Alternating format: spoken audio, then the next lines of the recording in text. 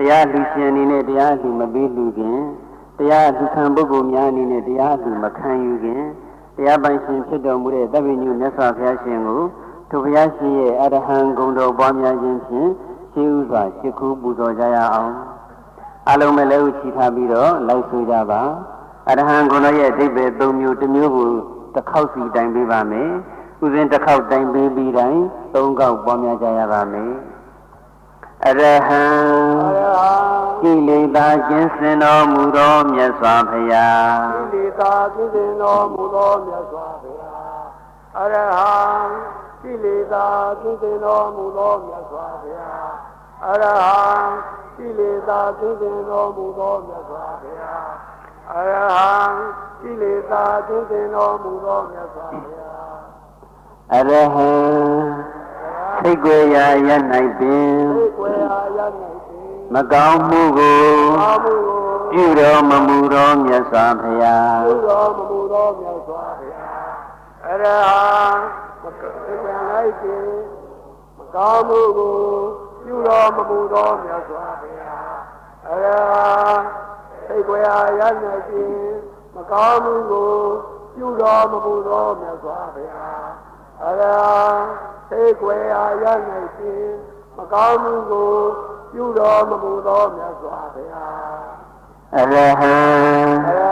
ပူဇော်ထူးကိုခံယူတော်မူထိုက်သောမြတ်စွာဘုရားခံယူတော်မူထိုက်သောမြတ်စွာဘုရားအရဟံပူဇော်ထူးကို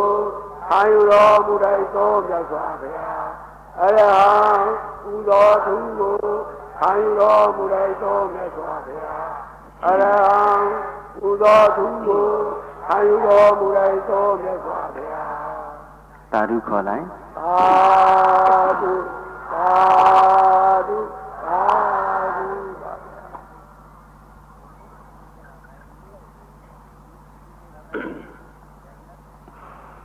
မြတ်စွာဘုရားရှင်ရဲ့အရဟံဂုဏ်တော်ပွားများပူဇော်ပြီးဖြစ်တဲ့အတွက်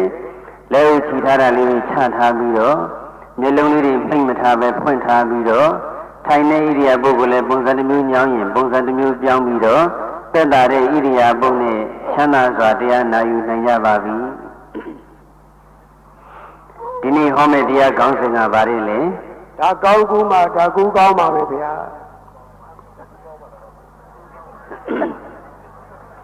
ပြောင်းမြန်နေဖြစ်ကုန်ပြီနော်လောကရေကပြောင်းမြန်လုပ်ပြီးထားတာကိုတကူကောင်းမှာတကောင်းကူးမယ်တကောင်းကူးမှတကူကောင်းမယ်ပြောလဲမှန်တော့မှန်ပါတယ်နော်တကူကောင်းမှာတကောင်းကူးမယ်တကူကောင်းမှမဟုတ်ဘူးနော်တကူကောင်းမှဆိုလဲမှန်တာပါပဲတကူကောင်းမှာတကောင်းကူးမယ်တကူကမကောင်းမနဲ့ပြည့်စည်နေမယ်ရည်ရည်ညံ့နေမယ်ဆိုရင်လေအဲ့ဒီတကူတွေထဲတဲ့အပူဆိုလဲကြာရှိခံမမလားမခံပါဘူးဗျာခံဘူးအေးကိုလည်းကြာရှိခံမမလားခံပါဘူးကြာရှိအေးခြင်းလို့တကူတွေထဲထားတကူကမကောင်းဘူးဆိုတော့ကြာရှိအေးမခံဘူးပေါ့အဲ့တော့တကူကောင်းမှလေတကောင်းကူးတာပါပဲအဲ့ဒါဒီနေ့ဟောမှာကတက်ပါတော့တကူကောင်းမှတကောင်းကူးပါပဲဗျာတကူကောင်းမှတကောင်းကူးမယ်အဲ့ဒီကောင်းစဉ်ရဲ့အောက်မှာရေးထားတာကမြတ်စွာဘုရားရှင်ရဲ့ဂုဏ်ဘုတ်အမိတိုင်းရဲ့နောက်ွယ်မှာကြီးညိုလင်းမြတ်ဖွယ်လိုက်နာတူးကျင့်ဖွယ်အထိပ္ပယ်အနှစ်တွေကနှဆိုင်စွာရှိနေတာမို့ကိုယ်စိတ်ဓာတ်နဲ့ကိုယ်လုပ်ရကိုအတန့်စင်ဆုံးအမြင့်မြတ်ဆုံးတိဆောက်လိုသူတိုင်းမြတ်စွာဘုရားရှင်ရဲ့ဂုဏ်ဘုတ်တွေကိုနှလုံးသားထဲမှာအမြဲတမ်းဖော်ထုတ်ဆင်ခြင်နေတတ်ပါလေဗုဒ္ဓနုဒတိဘုရားကုံတော်ပွားဖို့ရေးထားတာပါပဲကိုယ်စိတ်ဓာတ်နဲ့ကိုယ်လုံးရကိုအတန့်စင်ဆုံးအမြင့်မြတ်ဆုံးတိဆောက်လိုသူတိုင်းဆိုတဲ့စကားရက်လေးကဂုံတော်ပွားခြင်းရဲ့ရည်ရွယ်ချက်ကိုပြပါတယ်ဂုံတော်ပွားတယ်ဆိုတာဂုံတော်ကတော့ဘုရားဂုံတော်တရားဂုံတော်တန်ခါဂုံတော်၃မျိုးရှိတာပေါ့လေဒါပေမဲ့ဂုံတော်ပွားတယ်ဆိုတာအများအရှင်းတော့ဘုရားဂုံတော်ကိုပဲပွားကြတာများလို့ဘုရားဂုံတော်ပွားတာကိုရည်ရွယ်ပါတယ်ဂုံတော်ပွားတယ်ဆိုတာအနေကင်းဖို့လက်ရှင်ဖို့ပွားတာမဟုတ်ပါဘူးစီဝတ်တက်ဖို့ယာရုတိုးဖို့ပွားတာမဟုတ်ပါဘူးဓမ္မဆန္ဒပြေဝဖို့အကျဉ်းစီအောင်မြင်ဖို့ပွားတာမဟုတ်ပါဘူးကိုယ်စိတ်ဓာတ်နဲ့ကိုယ်လိုရကို အတန့်စင်ဆုံးအမြင့်မြတ်ဆုံးတိဆောက်လူသူတိုင်းနဲ့ကိုယ့်ရဲ့စိတ်ဓာတ်ကိုအတန့်စင်ဆုံးအမြင့်မြတ်ဆုံးဖြစ်အောင်ကိုယ့်ရဲ့လုပ်ရက်ကိုအတန့်စင်ဆုံးအမြင့်မြတ်ဆုံးဖြစ်အောင်လို့ဂုဏ်တော်ပွားရတာပါကိုယ်စိတ်ဓာတ်နဲ့ကိုယ်လုပ်ရက်ကိုအတန့်စင်ဆုံးအမြင့်မြတ်ဆုံးတိဆောက်ဖို့အတွက်ဂုဏ်တော်ပွားရတာအနိယကိနာတို့လက်ရွှင်နာတို့စီဝတ္တတာတို့ယာရုတိုးတာတို့တွင်ဆန္ဒပြေဝတာတို့အကျဉ်းစီအောင်မြင်တာတို့ကိုဖြစ်ချင်တာဖြစ်တာတို့ဆိုတာကနောက်ဆက်တွဲအကျိုးတရားတွေဘေးထွက်အကျိုးတရားတွေဂုဏ်တော်ပွားခြင်းရဲ့အဓိကအကျိုးပင်မအကျိုးကတော့စိတ်ဓာတ်အဆင့်တန်းမြင့်မားဖို့လုပ်ရအဆင့်တန်းမြင့်မားဖို့ဂုဏ်တော်ပွားတဲ့ဆိုတာမိတ္တူကူတာနဲ့အတူတူပဲမိတ္တူကူတဲ့အခါမှာကကြီးကိုမိတ္တူကူတော့မိတ္တူကူတဲ့စာရွက်ပေါ်မှာဘာထင်လို့ကာကြီးပဲထင်ပါကကြီးထင်တာပဲခါဝေးကိုမိတ္တူကူတော့ခါဝေးထင်တယ်အဲ့ဒီလိုပဲမြတ်စွာဘုရားရှင်ရဲ့ကိလေသာကင်းတဲ့ဓာတ်ကလေးကိုပွားများလိုက်လို့ရှိရင်ကိုယ်စိတ်အစဉ်မှာလဲကိုယ်နှလုံးသားမှာလဲကိလေသာကင်းတဲ့ဓာတ်တွေကူးဆက်လာတယ်မြတ်စွာဘုရားရှင်ရဲ့အသိဉာဏ်ကြီးမားတဲ့ဓာတ်ကိုအာယုံပြုရင်ကိုယ်စိတ်မှာလဲအသိဉာဏ်ကြီးမားတဲ့ဓာတ်ကိုယ်နှလုံးသားမှာလဲအသိဉာဏ်ကြီးမားတဲ့ဓာတ်ကူးဆက်လာပါတယ်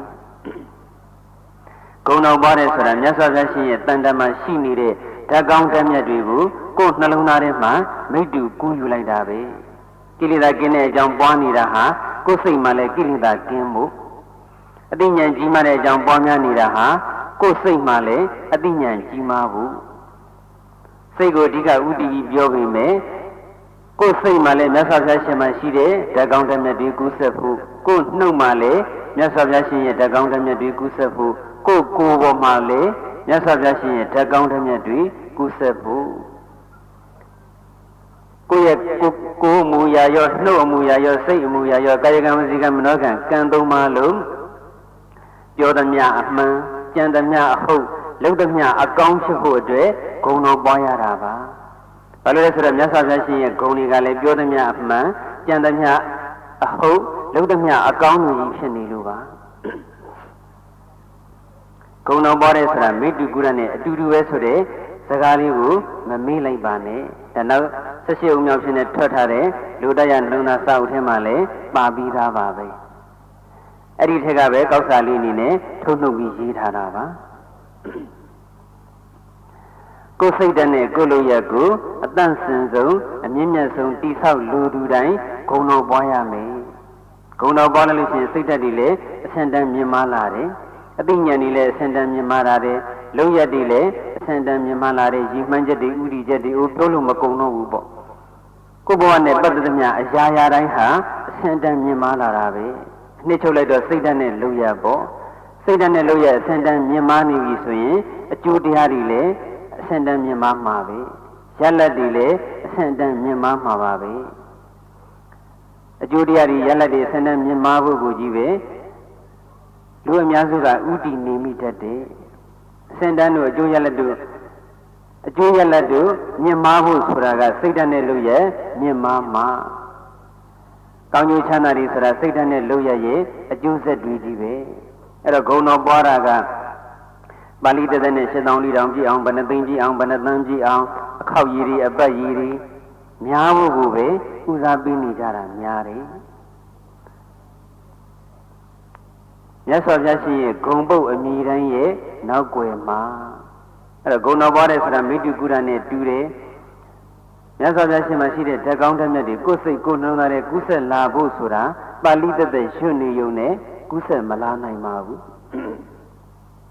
ပါဠိလူမျိုးဆိုရင်တော့လေပါဠိစကားကိုပဲသုံးနှုန်းတဲ့လူမျိုးဆိုရင်တော့လေပါဠိသက်သက်ရွတ်နဲ့ဓာတ်တွေကူးဆက်ခြင်းကူးဆက်မှာပေါ့မြန်မာစကားသုံးနှုန်းတဲ့လူမျိုးအနေနဲ့ကြတော့မြန်မာလိုအဓိပ္ပာယ်သိမှဓာတ်ကူးဆက်တာအရဟံဆိုတာဘာမှမသိပဲနဲ့အရဟံနေတိုင်းရွတ်နေကုသိုလ်တော့ရမှာပေါ့ဒါပေမဲ့မြတ်စွာဘုရားကိုတကယ်ကြည်ညိုဖို့ဆိုတာလည်းမဖြစ်နိုင်ဘူးမြတ်စွာဘုရားရှင်ရဲ့တဏ္ဍာမရှိတဲ့အရဟံနဲ့ဆိုင်တဲ့ဓာတ်ကောင်းဓာတ်မြတ်တွေကိုယ်စိတ်မှာကူးဆက်လာဖို့ဆိုတာလည်းမဖြစ်နိုင်ဘူးအရဟံဆိုတာဘာမှမသိတဲ့နောက်တော့ကိုယ်ဘယ်လိုကျင့်သုံးမလဲကိုယ်ဘယ်လိုစိတ်ထားမလဲမြတ်စွာဘုရားရှင်ဂုဏ်တော်နဲ့လက်လျောညီထွေအောင်ဘယ်လိုကျင့်တော့မလဲအဲ့တော့မြန်မာလိုအဓိပ္ပာယ်သိဖို့အင်မတန်အရေးကြီးပါတယ်ဓာတ်ကူးကောင်းမှဓာတ်ကောင်းကူးမယ်ဆိုတာ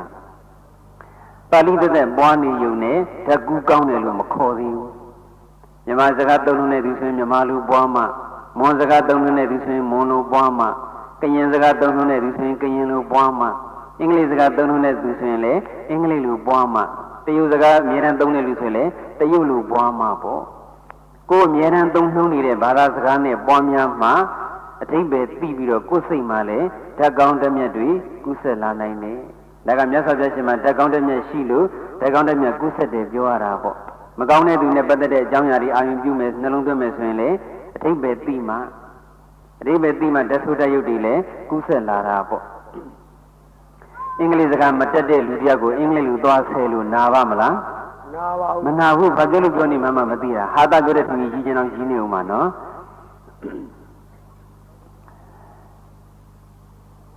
ပါဠိရဲ့အဓိပ္ပာယ်ကိုနားမလည်တဲ့လူတယောက်ပါဠိလူကြီးပဲဂုဏ်တော်ပွားနေရုံနဲ့ဘုရားကိုလည်းကြီးညိုလေးစားတယ်မျက်နှိုးတယ်ချစ်ခင်တယ်ဆိုတာလုံးဝမဖြစ်နိုင်ဘူးဘုရားမှာရှိတဲ့ဓာတ်ကောင်းတဲ့မြတ်တွေလည်းကိုယ်စိတ်မှာကူးဆက်မလာနိုင်ပါဘူးဒါကြောင့်ဂုဏ်တော်တွေကိုမြမလူအဓိပ္ပာယ်ကြည်ကြည်ပြည့်ပြည့်သိဖို့အရေးကြီးပါတယ်မြတ်စွာဘုရားရှင်ရဲ့ဂုံပုတ်အမြည်တိုင်းရဲ့နောက်ွယ်မှာတဲ့ပါဠိစကားလုံးလေးတွေတစ်ခုချင်းရဲ့နောက်ွယ်မှာအဓိပ္ပာယ်တွေရှိတယ်အဲ့ဒီအဓိပ္ပာယ်တွေကကြီးညိုစရာလေးစားစရာမျက်နှိုးစရာချစ်ခင်စရာအတူယူစရာလိုက်နာစရာပြင့်ကြံစရာကိုယ့်ရဲ့ဘဝရဲ့ဆွဲသွင်းရမယ့်အကြောင်းအရာတွေကြီးပဲကိုယ့်ရဲ့စိတ်ဓာတ်ထဲဆွဲသွင်းရမယ့်အဓိပ္ပာယ်တွေကြီးပဲဂုံပုတ်အမြည်တဲ့မြတ်စွာဘုရားရှင်နဲ့ပတ်သက်လို့အမြည်က၃မျိုးရှိတာပေါ့လူဘဝတုန်းကနာမည်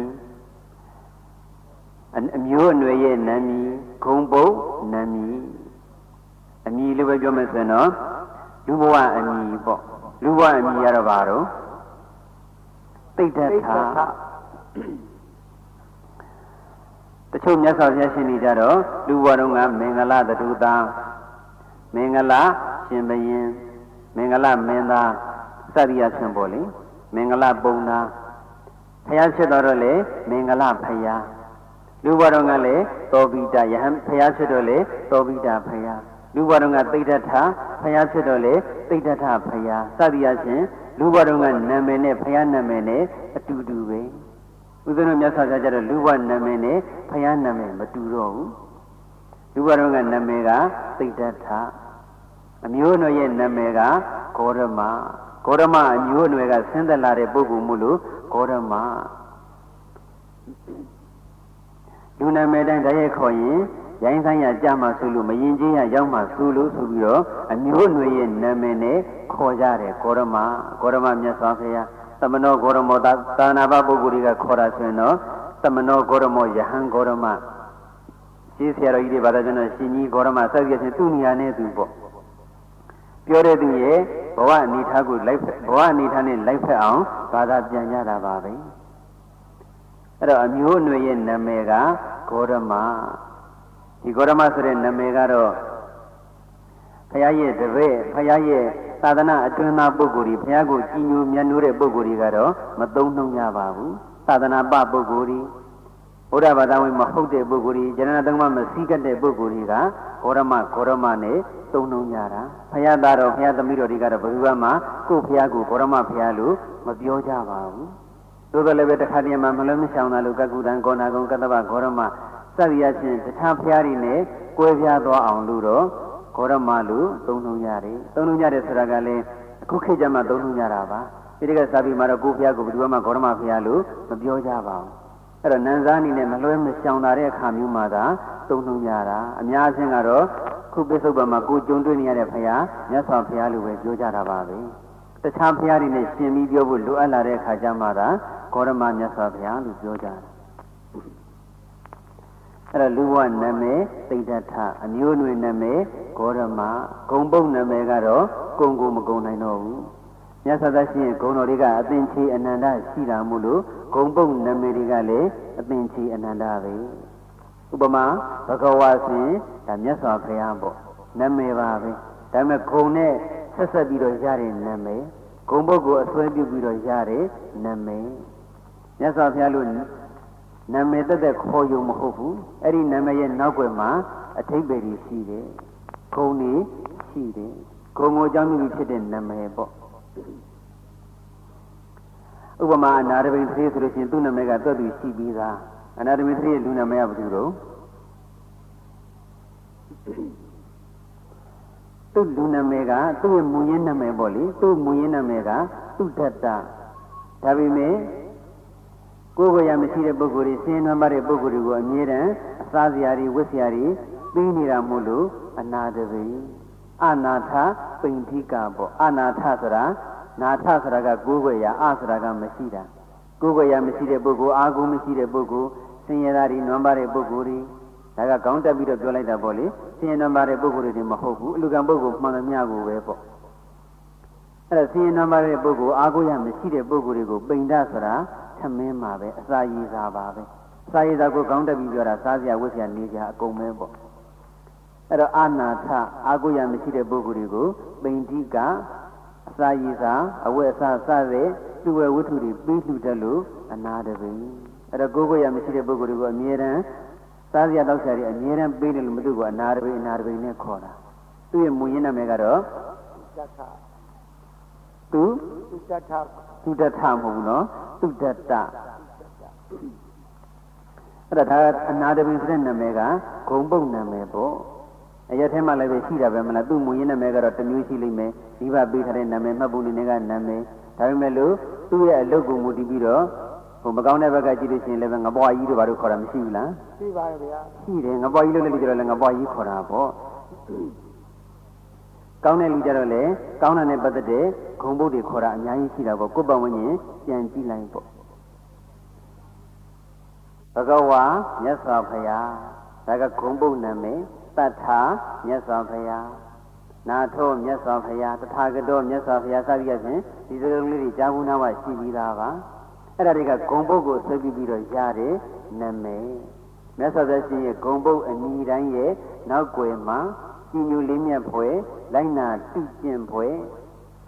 ဂုံတော်ပေါ်တဲ့ခါမှာအဆင့်က2ဆင့်ပေါ့ပထမမြတ်စွာဘုရားရှင်ရဲ့တဏ္ဍာမှာရှိတဲ့ဂုံတွေကိုကြည်ညိုဖို့နံပါတ်2ဆင့်ကကြည်ညိုနဲ့မပြီးပဲနဲ့ကိုယ့်ရဲ့လက်တွေ့ဘဝထဲဆွဲသွင်းပြီးတော့လိုက်နာဖို့အတူယူကျင့်သုံးဖို့1ကြည်ညိုဖို့2ကျင့်ကြံဖို့အဲ့တော့ဂုံပုတ်နာမည်အရဟံဆိုလည်းဂုံပုတ်နာမည်ပဲသမ္မာသမ္ဗုဒ္ဓဆိုတာလေဂုံပုတ်နာမည်ပဲဘဂဝါမြတ်စွာဘုရားသည်ဘဂဝါတို့မြတ်စွာဘုရားအားဒါကိုတို့အားတို့ပြီးတို့ဝိပဿနာမူတည်ပြီးတော့စကလုံးလေးတွေကွဲပြားသွားတာနမောတတ္တဘဂဝတောအရဟတောသမ္မာသမ္ဗုဒ္ဓတ္တဒါလူတိုင်းရပါတယ်အဲ့ဒါကိုတချို့ကလည်းနမောတတ္တဘဂဝတောအရဟတောသမ္မာသမ္ဗုဒ္ဓတ္တတဏ္ဍနဲ့ဘဂဝတောကိုခွဲပြီးတော့ဆိုတာလည်းရှိတယ်တွဲပြီးတော့ဆိုတာလည်းရှိတယ်အဲ့ဒါတဏ္ဍနဲ့ဘဂဝတောကိုတွဲပြီးတော့ထားတယ်ဆိုရင်ဘဂဝတောဆိုတဲ့နာမည်ဟာဘုရားရှင်ရဲ့ခန္ဓာကိုယ်တွေကိုရည်ညွှန်းတဲ့နာမည်ဖြစ်သွားတယ်မြတ်စွာဘုရားလို့ရည်ညွှန်းလိုက်တာပေါ့တတ္တနဲ့ဘဂဝတောကိုခွဲပြီးတော့ဆိုရင်တတ္တကမြတ်စွာဘုရားခန္ဓာကိုယ်တွေကိုလက်ညှိုးထိုးပြီးတော့ရည်ညွှန်းလိုက်တာဘဂဝတောဆိုတာကမြတ်စွာဘုရားရှင်ရဲ့ဂုံပုတ်ဘဂဝါဂုံတော်ကိုပဲဘဂဝတောလို့ဖြစ်နေတာပေါ့လေအဲ့တော့တတ္တနဲ့ဘဂဝတောခွဲဆိုတာနဲ့တွဲဆိုတာဘယ်ဟာမှန်လဲအငင်းပွားမနေနဲ့နှစ်ခုလုံးမှန်နေတတ္တဘဂဝတောဆိုရင်နမောတတ္တဘုရားရှိခိုးမှာဂုံပုတ်နှစ်ခုကိုပဲရှိခိုးတာအရဟတောနဲ့သမ္မာသမ္ဗုဒ္ဓတ္တကဂုံတော်ကြီးပေါ့တတ္တဘဂဝတောဆိုတာကထိုမြတ်စွာဘုရားအားအရဟံဂုဏ်တော်နဲ့ပြည့်စုံတော်မူသောသမ္မာသမ္ဗုဒ္ဓဂုဏ်တော်နဲ့ပြည့်စုံတော်မူသောထိုမြတ်စွာဘုရားအားလို့အဓိပ္ပာယ်ရတယ်တတ္တနဲ့ဘဂဝတောခွဲပြီးတော့ဆိုရင်တော့ဘဂဝါဂုဏ်တော်နှင့်ပြည့်စုံသောအရဟံဂုဏ်တော်နှင့်ပြည့်စုံသောသမ္မာသမ္ဗုဒ္ဓဂုဏ်တော်နှင့်ပြည့်စုံသောထိုမြတ်စွာဘုရားအားရှိခိုးပါ၏တတ္တနဲ့ဘဂဝါတော်ခွဲဆိုရင်ဂုဏ်တော်၃ပါးကိုရှိခိုးတာဂုဏ်တော်၃ပါးကိုပွားများပြီးရှိခိုးတာတတ္တနဲ့ဘဂဝါတော်တွဲထားလို့ရှိရင်တော့ဂုဏ်တော်၂ပါးပဲပွားပြီးတော့ရှိခိုးတာ၂ပါးပဲကြရင်တွဲဆိုပေါ့၃ပါးကြရင်ခွဲဆိုပေါ့ဒီလာပြီးတော့ဖန်နေကြလို့ရှင်ဟုတ်လားအဲ့တော့နမောတတ္တဘဂဝတောအရဟတောသမ္မာသမ္ဗုဒ္ဓတ္တအဲ့ဒီထဲမှာတတ္တဘဂဝတောဆိုတာကိုတွဲပြီးတော့ဆိုလိုက်တယ်ဆိုရင်ဒါနာမည်တသက်ဖြစ်သွားတာပေါ့ဒါပေမဲ့လေအထိပ္ပစကလုံးရဲ့နောက်ွယ်မှာငုချိုးနေတဲ့အထိပ္ပယ်ကို ဖော်ယူတတ်တဲ့ပုဂ္ဂိုလ်ဆိုရင်တော့တတဘဂဝါတော်တို့တွဲဆိုပြီးမဲ့လေဒါဘဂဝါဂုဏ်တော်ကိုညှိညွှန်းပြီးတော့ရထားတဲ့နာမည်ပဲဆိုပြီးတော့ဘဂဝါဂုဏ်တော်ကိုအာယုံပြုပြသွားနိုင်ပါတယ်ဒါပေမဲ့ခွဲပြီးတော့ဆိုရင်တော့ပြီးကြလေးပို့ပြီးတော့အာယုံပြုပြတာပေါ့ဣတိပိသောဘဂဝါအရဟံသမ္မာသမ္ဗုဒ္ဓဆတဲ့ဂုဏ်တော်၉ပါးပါဠိထဲမှာနောက်ဆုံးကြတော့လေဘဂဝါဆိုတာပါတာပဲရှေ့မှာလည်းဘဂဝါပါတယ်နောက်မှာလည်းဘဂဝါပါတယ်ဘာထူးလဲဆိုရင်တော့သောဘဂဝါဆိုတာကထိုမြတ်စွာဘုရားသည်မြတ်စွာဘုရားရှင်ရဲ့ခန္ဓာကိုယ်တော်ကြီးမြတ်စွာဘုရားရဲ့ပုဂ္ဂိုလ်ကိုလက်ညှိုးထိုးရည်ညွှန်းပြီးတော့ပြောလိုက်တာထိုမြတ်စွာဘုရားအဲ့ဒီမြတ်စွာဘုရားလူကိုပဲညွှန်နေတာဘာကုံရညာကုံရပြောသေးတာမဟုတ်ဘူးအဲ့ဒီမြတ်စွာဘုရားဟာအရဟံဂုဏ်တော်နဲ့ပြည့်စုံတာပေါ့သမ္မာသမ္ဗုဒ္ဓဂုဏ်တော်နဲ့ပြည့်စုံတာပေါ့စသည်အဖြစ်ပြောလိုက်တော့နောက်ဆုံးဘဂဝါဂုဏ်တော်နဲ့ပြည့်စုံတာပေါ့အဲ့တော့ဣတိပိတော်မှာပါတဲ့နောက်ဆုံးဘဂဝါကဂုဏ်တော်ကိုပြောတာရှေ့မှာပါတဲ့သောဘဂဝါကတော့အဲ့ဒီမြတ်စွာဘုရားဆိုပြီးတော့လူတက်တက်ကိုပဲကိုယ်တည်းကြီးကိုပဲညှိညွှန်းပြီးတော့ပြောလိုက်တာအဲ့တော့ဂုံပုတ်အမည်ဆိုတာအဲ့ဒါပြောတာပါပဲမြတ်စွာဘုရားရှင်ဂုံပုတ်အမည်တိုင်းရဲ့နောက်ွယ်မှာသောဘဂဝါမှာတင်ရထားပြီးတော့ဘဂဝါရဲ့အိဗယ်စဉ်းစားမယ်ဆိုလဲရတော့ရတယ်ဒါပေမဲ့နောက်မှာဘဂဝါဂုဏ်တော်ပေါ်အောင်မှာဆိုတော့ဒီသောဘဂဝါနေရာမှာတော့ဘဂဝါဂုဏ်တော်စဉ်းစားနေကြမလို့ဘူးမြတ်စွာဘုရားလိုပဲအာယုံပြုရုံပဲဂုံပုတ်အမည်တိုင်းရဲ့နောက်ွယ်မှာကြီးညိုလေးမြတ်ဖွယ်လိုက်နာတုကျင့်ပွဲဂုဏ်တော်ပွားတဲ့ဆိုတာမိတုကုရနဲ့အတူတူပဲလို့ပြောပြီးပြီအလိုလိုကူးတာတော့မဟုတ်ဘူးကိုယ်တိုင်ကလည်းဉာဏ်နဲ့နှလုံးသွင်းဆင်ခြင်ပြီးတော့လိုက်နာမှကူးတာအတိတ်ပဲလေးစဉ်းစားနေတဲ့ဆိုရင်ကိုပဲအထိုက်ပြောက်တော့ကူးတာပါပဲကိလေသာကင်းစင်တော်မူသောမြတ်စွာဘုရားခုနတရားဖွင့်မှာပွားလိုက်ပြီကိလေသာကင်းစင်တော်မူသောမြတ်စွာဘုရားလို့နှလုံးသွင်းလိုက်တာနဲ့ကိုယ်စိတ်မှလည်းအခိုက်အတန့်တော့ကိလေသာကင်းတဲ့ဓာတ်တွေဖြစ်လာတာပဲထက်ကထာကြီးပဲပွားနေမယ်ကိလေသာကင်းစင်တော်မူသောမြတ်စွာဘုရားကိလေသာကင်းစင်တော်မူသောမြတ်စွာဘုရားဒီစကလုံးလောက်လေးနဲ့တင်ပွားမှာတော့မဟုတ်ဘူးသူ့ရဲ့အဓိပ္ပာယ်လေးကိုချဲ့ထွင်းပြီးတော့ပွားများသွားမယ်ဆိုရင်တခါဆင်ញင်တခါကိလေသာတွေငြိ၏တခါဆင်ញင်တခါကိလေသာတွေကင်းစင်အထက်အခါကဆင်ញင်မှနှလုံးသွင်းမှများတော့ကိလေသာတွေရော့ပါပြီးတော့ကိလေသာတွေတစ်ဖြည်းဖြည်းနည်းသွားပါတယ်လုံးဝအမြင့်ပြတ်တော့မဖြစ်နိုင်သေးဘူးပေါ့ဝိပဿနာနဲ့မှအမြင့်ဖြတ်လို့ရပါတယ်အဲ့တော့အရဟံဂုဏ်တော်ရဲ့အဓိပ္ပာယ်နဲ့ပတ်သက်လို့တော့စီ62ခွေစာဟောထားပြီးသားပါလူတရနှုံနာစာအုပ်ထဲမှာလည်းပါပြီးသားပါအဲ့ဒီမှာပဲကြည့်တော့ပေါ့အဲ့တော့ဂုံပုတ်အညီတိုင်းရဲ့နောက်ွယ်မှာလိုက်နာစရာကြီးညိုစရာအချက်တွေရှိတယ်တဲ့ဘဂဝါပဲကြည့်ပေါ့လေဘဂဝါဆိုတော့မြတ်စွာဘုရားဆိုပြီးတော့နာမည်တက်နဲ့ရက်ထားလိုက်လေရတယ်ဂုံနေနဲ့တွေးရမယ်ဆိုလေရတယ်ဘဂဝါဆိုတာအဓိပ္ပာယ်ကပါတယ်တော့ဘဂဝါကုံတော့ပရိတော့စိတ်ကြတယ်မလားအဓိပ္ပာယ်ပါတယ်တော့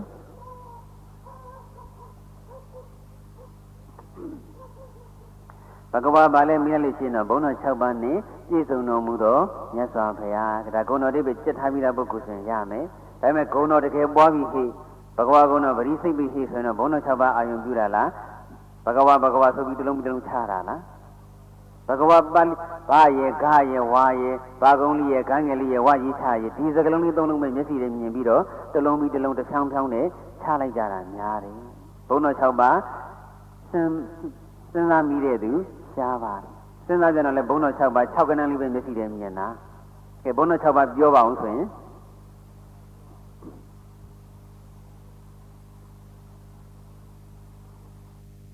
မင်္ဂဘဂဝါကုံတော်ပွားတယ်ဆိုရင်ဘဂဝါ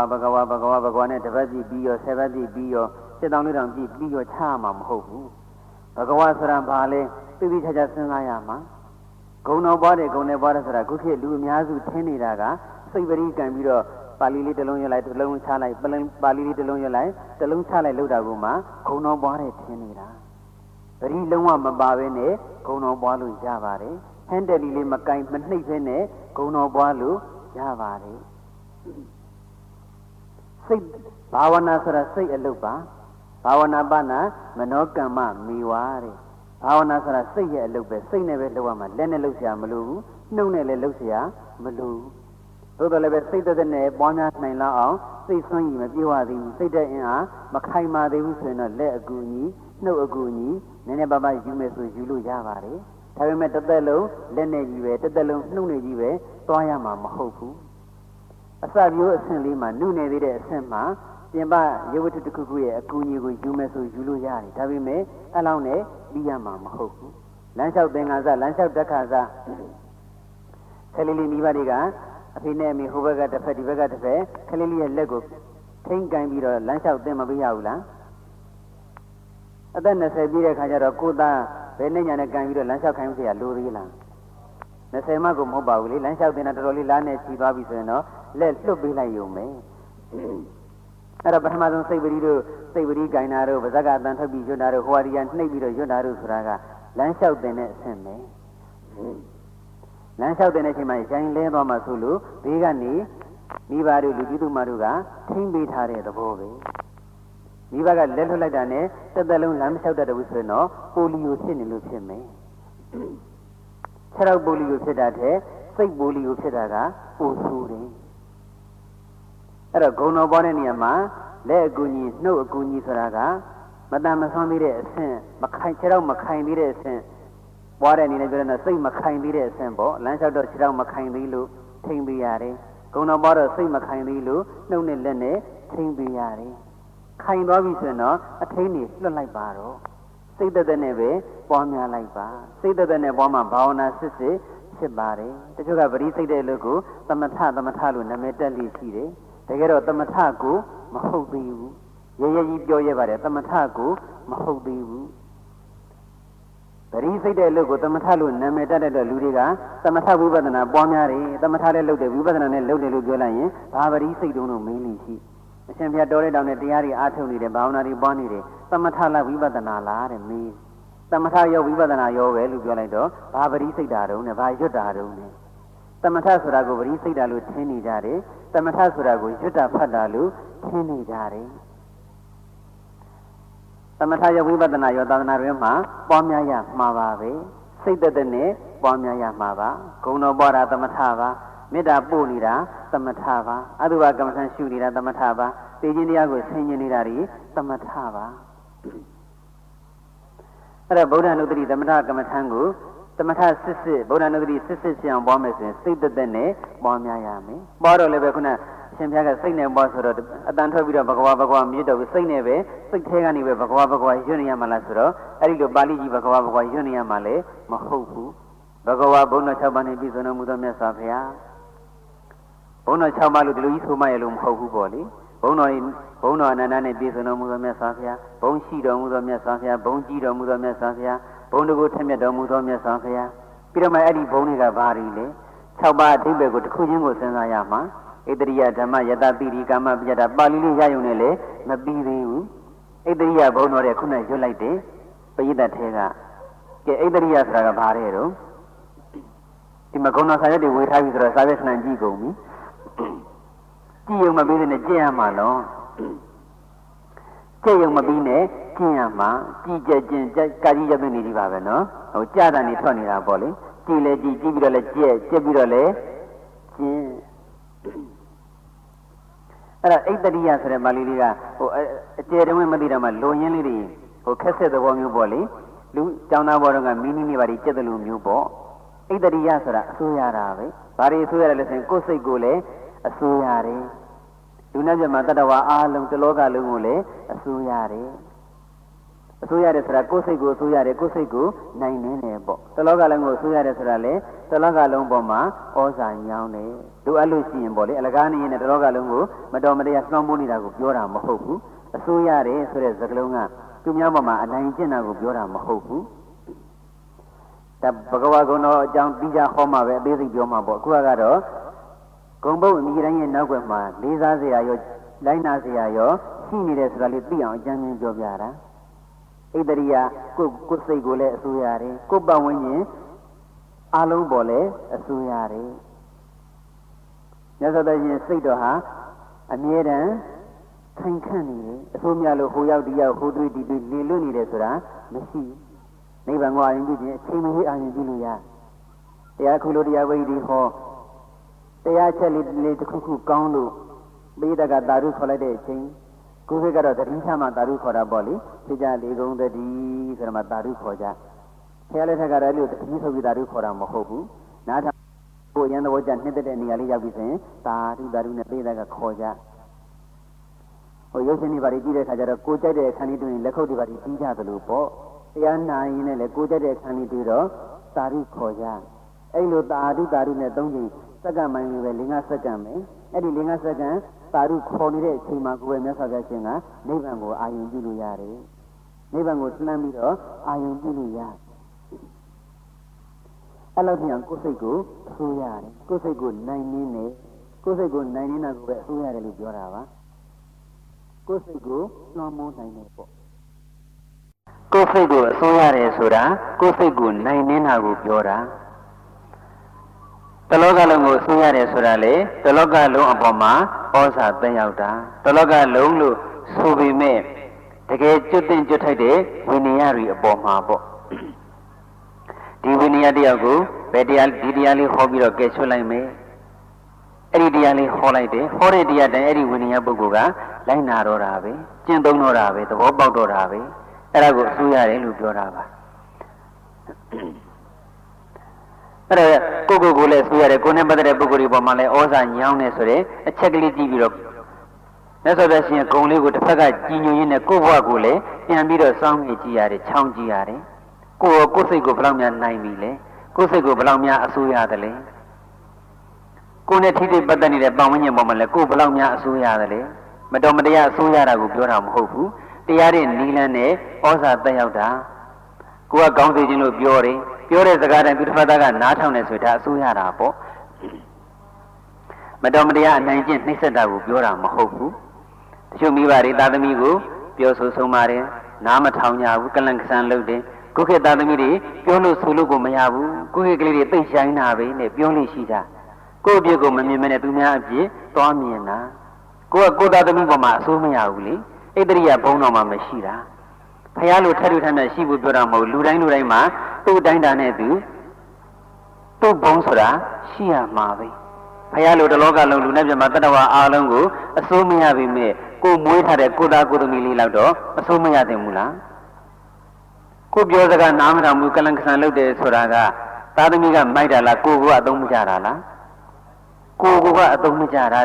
ကျမသားသမီးတွေကျွန်တော်သားသမီးတွေပြောလို့ဆိုလို့ကိုမရဘူးဗျာသူများရှောက်မပြောနဲ့ကိုညံ့နေဆိုတဲ့အကြောင်းထုတ်ပြောတာပဲကျွန်တော်မဆုံးမတတ်ဘူးဗျာအဲ့ဒီလိုပြောတာနဲ့အတူတူပဲကျမမဆုံးမတတ်ဘူးရှင်လို့ပြောတာနဲ့အတူတူပဲကျမဩဇာမရောဘူးရှင်ဖြစ်လျက်ဘဝတန်တရားမှာမုဒ္ဒဝါဒတွေပြောခဲ့လို့ဘုဒ္ဓဝါစာတွေပြောခဲ့လို့တမ္ဖပလပအကျိုးမရှိတဲ့စကားတွေပြောခဲ့လို့ချစ်သူခင်သူတွေကြွယ်ကြအောင်ဂုဏ်တိုက်တဲ့စကားတွေပြောခဲ့လို့ဝစီဒုစရိုက်တွေကျူးလွန်ခဲ့လို့နှုတ်ကဩဇာမရှိဘူး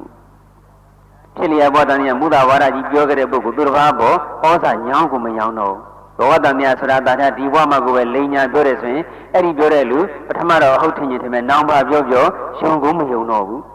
ပြောင်းလိမ့်နေတာပဲဆိုတာသိတော့တာပဲသူတစ်ဖက်သားပေါ်မှာဩဇာညောင်းခြင်းရင်ဩဇာညောင်းဖြစ်တဲ့ဘုံကံရှိရတယ်ဣတရိယဘုံတော်ဆိုတာဘုံဆိုတဲ့စကလုံးလေးသိဖို့လိုသေးတယ်ကိုယ်ကမှဘုံကြီးတယ်လို့ပြောလိုက်သလာပါတွေပေါ်တာအချမ်းရံပိတ္တိပေါ်တာကိုဘုံကြီးတယ်လို့ပြောကြတယ်အဲ့ဒါကအကျိုးတရားကိုပြောတာတကယ်တော့ဘုံဆိုတာကအကျိုးတရားမဟုတ်ဘူးဘုံဆိုတာကပုံညဆိုတဲ့ပါဠိစကားလုံးကဆင်းသက်လာတာပဲပုံညကနေမှပုံကနေမှပါဇကဘာကုန်းဖြစ်ပြီးတော့ဘုံလို့ဖြစ်သွားတာပုံညဆိုတဲ့စကားလုံးတော့သိလိုက်ပါတယ်ဗါတဲ့တော့ကောင်းမှုပါဗျာအခုဒီကဖွဲ့ကွယ်သဟာပုံညကာရီလေသဟာဆိုတာကအတူတကွပုံညဆိုတာကောင်းမှုကာရီဆိုတာပြုတာကုသိုလ်ကောင်းမှုတွေကိုအတူတကွပြုကြတဲ့အသင်းမို့လို့သဟပုံညကာရီအသင်းအဲ့ဒါပုံညဆိုတာကောင်းမှုပဲဘုံကြီးတယ်ဆိုတာကောင်းမှုကြီးတယ်လို့ပြောတာဘုံကြီးတယ်ဆိုတာကုသိုလ်ကောင်းမှုများတယ်လို့ပြောတာပါကျွန်တော်တို့ကတော့ဘုံမကြီးဘူးကျမတို့ကတော့ဘုံမကြီးတို့ကတော့ဘုံမကြီးဘူးဆိုရင်တို့ကတော့ကုသိုလ်ကောင်းမှုတိတ်ကိုနေတာပဲကုသိုလ်ကောင်းမှုမလုပ်ဘူးလို့ပြောတာ ਨੇ အတူတူပဲဒါတော့နိဝရဒသဘောမျိုးနဲ့နှိမ့်ချပြောတာကိုမဆိုလိုပါဘူးအဲ့တော့ဘုံဆိုတာပုံညကနေမှပုံကနေမှဘုံဖြစ်လာတာဒီတော့ဣတရိယသူတစ်ပါးပေါ်အစိုးရခြင်းနဲ့ဆိုရင်အစိုးရကြောင့်ဖြစ်တဲ့ပုံညကောင်းမှုလုံယုံပဲပေါ့အစိုးရကြောင့်ပုံညရှိလို့ရှင်တော့အစိုးရတဲ့ဘုံလည်းပဲမရှိဘူးလားရှိပါရဲ့ဗျာရှိတယ်ဣတရိယဘုံတော်ဣတရိယပုံညပေါ့အစိုးရကြောင့်ပုံညရှိရင်အစိုးရခြင်းဆိုတဲ့ဘုံအကျိုးတရားကလည်းရမှာပါပဲအဲ့ဒါကိုယ်သားသမီးပေါ့ကိုဩဇာညောင်းခြင်းနဲ့ဆိုရင်ကိုယ်ကဝစီတုဆိုင်၄ပါးတွေလည်းရှောင်ပေါ့ပြောရဲဆိုတဲ့အခါမှာလဲဒေါသတန်ကြီးနဲ့ ဆူလာဆဲလာကျင်းလာမောင်းလာလို့ရင်တော့ဘယ်သူကနားထောင်ကြမှာမလဲကြောက်လို့သာခေတ္တခဏနားထောင်ခြင်းထောင်မယ်မေတ္တာနဲ့ကရုဏာနဲ့အခြေခံပြီးတော့အကြောင်းနဲ့အကျိုးနဲ့သာရကလေးနဲ့ရှင်းပြရတယ်ရှင်းပြတယ်လည်းမပြီးသေးဘူးကိုယ်တိုင်းလည်းလိုက်နာကျင့်သုံးရတယ်နင်တို့ကောင်းကောင်းနေလို့ပြောပြီးတော့ကိုကဖြစ်တယ်လို့နေမယ်ဆိုရင်ကိုသားသမီးကိုယ်စကားလိုက်နာပါမလားလိုက်နာပါဘူးမလိုက်နာဘူးဒါဣတရိယဘုံတော်တစ်ခုနဲ့ကိုတဏှာဤသာပြောလို့မကုန်နိုင်ဘူးနော်ဣတရိယဘုံတော်ဓမ္မဘုံတော်ဓမ္မဆိုတာတရားပါပဲမေတ္တရားဖို့တရားနိဗ္ဗာန်တရားလောကုတ္တရာတရားတွေရှိတာကိုပဲဓမ္မဘုံတော်ဟောတရားဆိုတဲ့ဒေသနာဓမ္မလည်းပဲဓမ္မတွေထည့်ရမှာပေါ့တရားရှိတာကိုဓမ္မဘုံတော်လို့ခေါ်တာပဲကိုယ်ဘယ်လောက်တရားရှိတယ်လဲကိုကိုပြန်စဉ်းစားယုံပဲဘဂဝါကုံတော်လေးပွားရင်နဲ့ဘုရားကိုလည်းတစ်ဖက်ကကြည်ညိုကိုကိုလည်းတစ်ဖက်ကပြန်စစ်ပြီးတော့ပြုပြင်ရမှာပဲဣတရိယဘုံတော်ဓမ္မဘုံတော်တရားရှိတော်မူသောမြတ်စွာဘုရားတရားရှိတော်မူသောမြတ်စွာဘုရားထပ်တလဲလဲပွားရင်နဲ့ကိုလည်းတရားရှိခြင်းနဲ့စိတ်တွေပေါ်လာတယ်ရှိအောင်လဲကြိုးစားဖြစ်တယ်ရှိလဲရှိလာတယ်ယတဘုံတော်အချမ်းရံလဲများတယ်အကျော်စောလဲကြီးတယ်အချမ်းရံများကြောင်းကောင်းမှုကျော်စောကြောင်းကောင်းမှုတွေပြုခဲ့တာကိုပိရိဘုံတော်ကျက်တည်တော်နဲ့ပြည့်အတုမရှိတဲ့ကျက်တည်တော်နဲ့ပြည့်စုံတယ်မျက်နှာတော်လေးကမျက်နှာတော်ပေါင်းဝင်ခန္ဓာကိုယ်တစ်ခုလုံးသူ့နေရာနဲ့သူပြည့်ပြည့်ဖြူဖြူအသားရည်ကလည်းရွှေစင်လိုဝါဝင်းလို့နူးညံ့သိမ်မွေးလို့ပိရိဘုံတော်ကြည့်လို့မဝဖူးလို့မဝအောင်ကိုကျက်တည်ရှိတယ်တင့်တယ်တယ်အဲ့ဒါလေးကြည့်ပြီးတော့ကိုဘယ်လောက်ကျက်တည်ရှိလဲပြန်စစ်ပေါ့မျက်စောင်းကြီးထိုးလို့အန်ကြီးကြိတ်လို့ဆိုတော့ကျက်တည်ရှိပါမလားမနေ့အိယာထားကြတဲ့ကဟိုကမကျင်းနဲ့ဒီဟာမကျင်းနဲ့စူစူပုတ်ပုတ်ဆောက်ဆောက်အောင်နဲ့ဆိုရင်တော့ပိရိဘုံတော်ရှိပါအောင်မလားလူတွေလည်းနေတိုင်းပိရိဘုံတော်ရှိအောင်နေရမှာနော်ကိုယ့်ရုပ်ကလေးကိုကြက်တည်ရှင်းဆန်မိတ်ကတ်တွေအဖွေးသားလိမ့်လို့နှခမ်းကြီးတွေအရဲသားဆိုးလို့အဲ့ဒီလိုလောရမှာမဟုတ်ဘူးမျက်နှာကြီးစူပုတ်မဲ့ရွယ်ပြီးတော့နှခမ်းကြီးရဲရဲဆိုးထားပိုတောင်းကြက်တည်တုံးလေးပိရိဘုံတော်တနေ့တနေ့မျက်နှာလေးကြည်ကြည်လင်းလင်းရှင်ရှင်ပြပြလေးနဲ့နေပေါ့မျက်နှာကြည်လင်းခြင်းနဲ့ရှင်ပြခြင်းနဲ့ဆိုရင်စိတ်ကိုလည်းကြည်လင်းရှင်ပြအောင်ထားမှဖြစ်မှာမျက်နှာစိတ်မကြည်ရင်မျက်နှာလည်းမကြည်ပါဘူးစိတ်မရှင်ရင်မျက်နှာလည်းမရှင်ပါဘူးဣတရိယဓမ္မယတတိရိကာမဆိုတာကကာမဂုဏ်အာယုန်ကြီးပြောတာမဟုတ်ဘူးအလိုဆန္ဒကိုပြောတာလူရင်ဆန္ဒတောင့်တမှုမှန်သမျှခဏချက်ချင်းပြည့်ဝတဲ့ဘုံတော်ကိုကာမဘုံတော်အများနဲ့လည်းပြောမယ်ဆိုရင်ဘာပစ္စည်းလေးလိုချင်တယ်ဆိုရင်ချက်ချင်းရတာပေါ့ဒါလေးဖြစ်ချင်တယ်ဆိုရင်ချက်ချင်းဖြစ်တာပေါ့ဟောဒီကြောင့်ဝင်းကြီးထဲမှာဒီမြေကွက်လက်ကြီးထဲမှာကြောင်းကြီးရှိရင်တော့အများကျိုးသာသနာကျိုးတည်ဖို့နိုင်မှာပဲလို့စိတ်ကလေးကဖြစ်လိုက်တာနဲ့အဲ့ဒီနေရာကြောင်းပေါ်လာတယ်ဘွားကနေပေါ်လာတာကိုဆိုလိုတာမဟုတ်ကြောင်းဆောင်မဲ့တရားဓမ္မတွေပေါ်ပြီးတော့ကြောင်းကြီးဖြစ်လာတာပေါ့ကာမကိုဖြစ်ချင်တာတွေအကုန်လုံးဖြစ်နိုင်တယ်ရုပ်ဝတ္ထုနဲ့ပတ်သက်လို့လည်းမြတ်စွာဘုရားအလိုတော်ရှိဖြစ်ချင်တဲ့မှန်သမျှဖြစ်နိုင်တယ်ဒါကဒီဘုံတော်တွေအကြောင်းအသေးစိတ်ဟောရင်တော့တာရကတွေပါဒီအများကြီးပြောရမှာပေါ့ဘယ်တော့မှဘယ်လိုလေးစိတ်ဆန္ဒတောင်းတလိုက်လို့ဘာလေးဖြစ်ခဲ့တယ်ဆိုတာတာရကတွေရှိတယ်အဲ့ဒါကတော့ဘဂဝါကုံတော်ကြောင့်ဟောတဲ့တရားကြမှာညှော်ပြီးတော့နမူနာကြော်ညာပြီးခဲ့တာပေါ့နော်ကာမဘုံတော်တဲ့လူရင်ဆန္ဒတွေအကုန်လုံးပြည့်တာပဲရုပ်ဝတ္ထုနဲ့ပတ်သက်လို့လည်းပြည့်တယ်သဘောတရားအနေနဲ့လည်းအလုံးနဲ့ပတ်သက်လို့လည်းဆန္ဒတွေအကုန်ပြည့်ဒီလူကိုဒီတရားလေးဟောပြီးတော့သောတာပန်ဖြစ်အောင်သောတာပန်ဖြစ်စေခြင်းနဲ့ဆိုရင်အဲ့ဒီတရားဟောအဲ့ဒီပုဂ္ဂိုလ်သောတာပန်ဖြစ်သွားတာပဲအဲ့ဒီလိုပဲလို့တတ္တဝါမှန်သမျှတရားမကျန်နိဗ္ဗာန်ကိုရအောင်ပို့လို့ရသလားဆိုတော့အဲ့ဒီလိုတော့မရဘူးပေါ့ဝိနည်းရဲ့တန်တမှာလည်းပါရမီတက်ခံရှိဖို့လိုသေးတာပေါ့ပါရမီတက်ခံပြည့်စုံပြီးသားပုဂ္ဂိုလ်ကိုမြတ်စွာဘုရားကဖြည့်ပြီးတော့တရားထိုက်လျောက်ဟောပေးလိုက်တယ်ဆိုရင်ကျွတ်တန်းဝင်သွားကြတာပဲငါသစ္စာလေးပါးသိရင်သူတစ်ပါးကိုသိအောင်ဟောမယ်ငါတန်မြာကလွတ်ရင်တတ္တဝါတွေကိုလည်းတန်မြာလည်းလွတ်အောင်ကဲတင်မယ်ငါတန်မြာရင်ရောကကူးမြောက်ပြီးရင်တတ္တဝါတွေကိုလည်းတန်မြာရင်ရောကနေလွတ်တဲ့နိဗ္ဗာန်ဆိုတဲ့ကုန်းမောကိုရအောင်ပို့ပေးမယ်လို့စိတ်အကြံစီဖြစ်ခဲ့ဘူးတယ်အလောင်းတော်ဘဝဒီမှာထက်ကဖြစ်ခဲ့တယ်အဲ့ဒီဆန္ဒပြည့်တာပဲဖျားဖြစ်တဲ့ဘဝမှာလည်းသူ့ငါသစ္စာလေးပါးသိစေခြင်းနဲ့သိသွားတာပါပဲကာမဘုံတော်ဖြစ်ချင်တာတွေအကုန်ဖြစ်တာကိုကာမဘုံတော်ဒီဘုံတော်ကတော့လူတွေတော်တော်ကြိုက်ကြမယ်ထင်ပါတယ်နော်လူဝင်ဆန္ဒပြည့်ကျင်တဲ့ပုဂ္ဂိုလ်တွေဆိုတော့ကာမဘုံတော်ပေါ်များရမှာပါပဲကာမဘုံတော်ပေါ်မှာလူဝင်ဆန္ဒပြည့်သွားတာတော့မဟုတ်ပါဘူးဣတရိယဓမ္မယတတိတိကာမပယတ္တဆိုတာလုံလဝရိယကြီးမားတာတလောကလုံးညွယုံကူစားအားထားဖို့ရာလွန်စွာကြိုးကုပ်အားထုတ်တော်မူသောပယတ္တဘုံတော်တဲ့ဒါအတူမရှိသောလုံလဝရိယနဲ့ပြည့်စုံတော်မူသောမြတ်စွာဘုရားဆိုတာကတော့လိုရင်းတိတ်ပဲလေးပွားများလို့လွယ်အောင်ပေးထားတာပေါ့ ရှင်းကြတော့ဒီရေးထားတဲ့ကာယံနေနဗေတွေနဲ့လှုပ်ထားတာတွေလည်းရှိတယ်အဲ့တော့လူရင်းအကျဉ်းလေးလည်းသိတဲ့အပြင်အကျေလေးတွေလည်းဖြစ်နိုင်မယ်ဆိုရင်တော့သိအောင်ကြက်ထားပေါ့အဲ့ဒါဆိုရင်ပွားတာပူရတာရှိတလောကလုံးညယုံကိုစားအားထားဖို့ရာလွန်စွာကြိုးကုပ်အားထုတ်တော်မူသောပယတ္တဘုံတော်တဲ့အများရဲ့အာကိုခံနိုင်လောက်အောင်ဝရိယကြီးတယ်လောကမှာအများရဲ့အာကိုထိုက်တဲ့ပုဂ္ဂိုလ်ဆိုတာဝရိယကြီးမှရတာဝရိယနည်းတဲ့ပုဂ္ဂိုလ်အများအာကိုလို့မရပါဘူးပြင်းနေတဲ့ပုဂ္ဂိုလ်ဘလောက်ပဲအကြီးချင်းရှိအာကိုလို့မရဘူးလုံလဝရိယရှိမှအာကိုလို့ရတာပါအဲ့တော့မြတ်စွာဘုရားကျတော့တူတယောက်တခုတစ်ဖွဲ့ရဲ့အာကိုခံပုဂ္ဂိုလ်တောင်မဟုတ်ဘူးတလောကလုံးရဲ့အာကိုခံပုဂ္ဂိုလ်ဆိုတော့ဝရိယကြီးမှလိုက်တာမပြောပါနဲ့တော့ဘယ်လိုဝရိယကြီးတယ်လဲဆိုတာဒီကြတော့ဘဂဝါဘုံတော်ကြမှာဘဂဝါဂုဏတော်ဖွင့်ကြမှာဟောကြတာပေါ့နော်ဣတရိယဓမ္မယတတိရိကမ္မပြတ်တာဘုံတော်6ပါးနဲ့ပြည့်စုံလို့ဘဂဝါလို့နာမည်ရတယ်ဒါလေးထပ်တယ်လေးပွားနေတာကိုဘဂဝါဂုဏတော်ပွားတယ်ခေါ်တာပဲ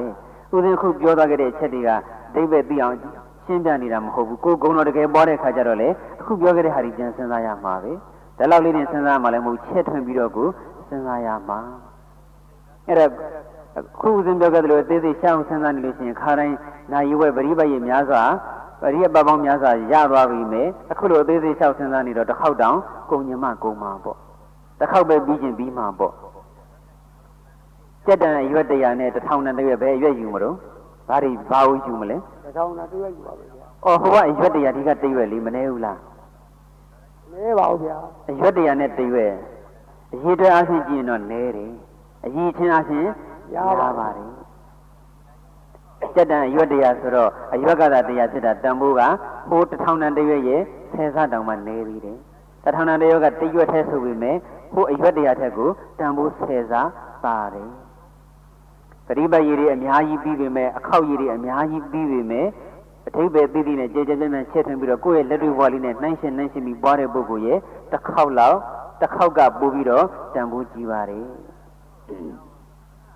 မြတ်စွာဘုရားရှင်ရဲ့ဂုံပုတ်အမိတိုင်းရဲ့နောက်ွယ်မှာခုဘဂဝါဆိုတဲ့ဂုံပုတ်လေးတစ်ခုပဲပြောနေသေးတာနော်တထာဂတောမြတ်စွာဘုရားသည်လို့နာမည်လေးနဲ့ပြီးရင်လည်းပြီးတာပဲအထိပ္ပယ်လေးသိလို့ရှိရင်လည်းကျင့်စရာကြီးညိုစရာကြီးအများကြီးတထာဂတောအဲ့ဒီအတိုင်းလာတော်မူသောမြတ်စွာဘုရားတထာဂတောပုတ်ဆက်တော့တထာရဲ့အာဂတရဲ့နှစ်ပုတ်ပေါ်လေတထာဆိုတာကအဲ့ဒီအတိုင်းအာဂတဆိုတာကလာတာအဲ့ဒီအတိုင်းလာလို့ကိုမြတ်စွာဘုရားလို့ခေါ်တာအဲ့ဒီတန်းဆိုတာဘယ်လိုလာလဲဆိုတော့ရှင်ဖျားရှင်တွေဟာအစွန်းနှစ်ပါးကိုလက်ဝဲစွန်းလက်ရစွန်းလက်ဝဲလက်ရရဲ့အထိပ္ပယ်တွေကတော့အများကြီးရှိတာပေါ့အစွန်းနှစ်ပါးကိုရှောင်ပြီးတော့အလေလန်းကနေပဲလျှောက်လာခဲ့တယ်အလေလန်းကနေပဲပါရမီတွေဖြည့်ပြီးတော့လာခဲ့တယ်ဦးဇင်းတို့လက်ရှိမြတ်စွာဘုရားဟာလည်းအစွန်းနှစ်ပါးကိုရှောင်ပြီးတော့အလေလန်းကနေပဲလာခဲ့တယ်အဲဒါရှင်ဖျားရှင်တွေလာတဲ့လမ်းတိုင်းလာတာမို့လို့အဲ့ဒီအတိုင်းလာတာတဲ့တထာဂတောနောက်တစ်ချက်ကတထာရဲ့ဂတရဲ့နှစ်ပုဒ်ပေါင်းပြီးတော့တထာဆိုတာအဲ့ဒီအတိုင်းဂတဆိုတာသွားတာ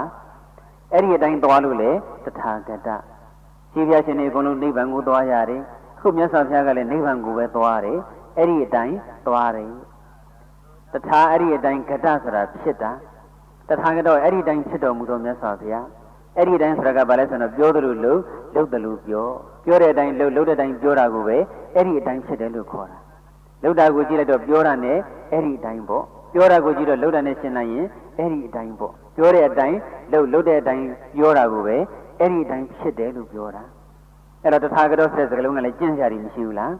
းပြောတဲ့အတိုင်းလုပ်တဲ့အတိုင်းပြောတယ်ဆိုတဲ့ဂုံလေးနှလုံးသွင်းရင်လည်းငါလည်းပြောတဲ့အတိုင်းလုပ်မယ်လုပ်တဲ့အတိုင်းပြောမယ်တကယ်လက်တွေ့ကျင့်ရမှာအဲ့ဒီလိုအဖြစ်ပေါ့နော်ဂုံတော်9ပါးအတိပ္ပယ်တစ်ခုဝေထားပြီးသားအတိပ္ပယ်တစ်ခုချင်းကိုပွားကြည့်ကိုမကျင့်ရမယ့်ဟာတစ်ခုမှမရှိဘူးဖះမှာကြီးပဲရှိရမယ့်ဂုဏ်တွေမဟုတ်ဘူးဖះမှာရှိတဲ့အတိုင်းကိုယ်မှလည်းရှိရမှာ